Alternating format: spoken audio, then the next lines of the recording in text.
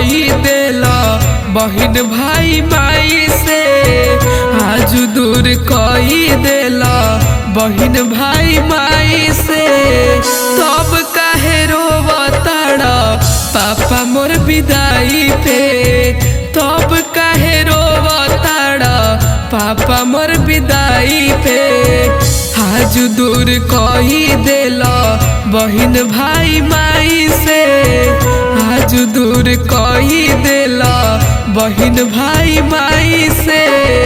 तब काहे रोवताड़ा पापा मोर विदाई पे, तब काहे रोवताड़ा पापा मोर विदाई पे।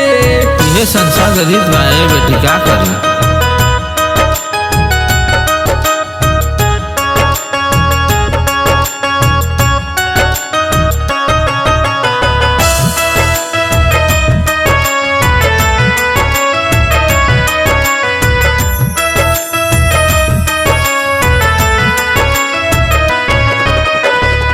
बचपन से पाली पोसी कोइला सयान हो, आज बनावताड़ा दूसरा घर के सान हो, आज बनावताड़ा दूसरा घर के सान हो।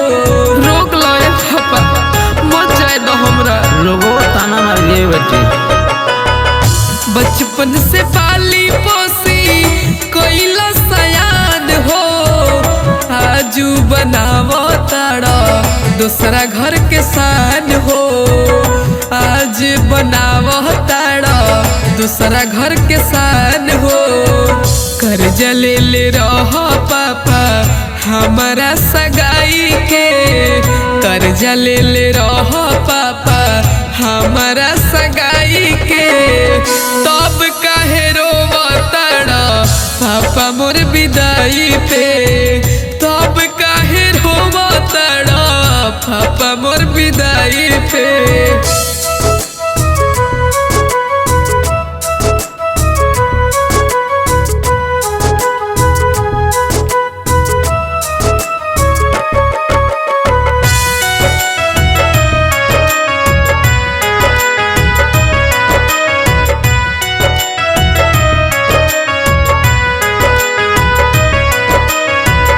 बचपन से रखलो हमके रानी बेटी मान के, आज काहे लोर झरे तोहर कन्यादान पे, आज काहे लोर झरे तोहर कन्यादान पे।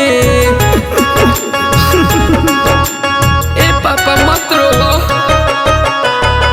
बचपन से रखलो हमके रानी बेटी मान के, आज काहे लोर झरे तोहर कन्यादान पे, आज काहे लोर झरे तोहर कन्यादान पे।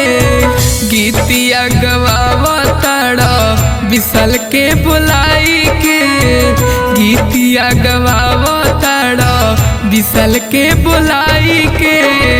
तब काहे रोवताड़ा पापा मोर विदाई पे, तब काहे रोवताड़ा पापा मोर विदाई पे। जाए बेटी खुश रही।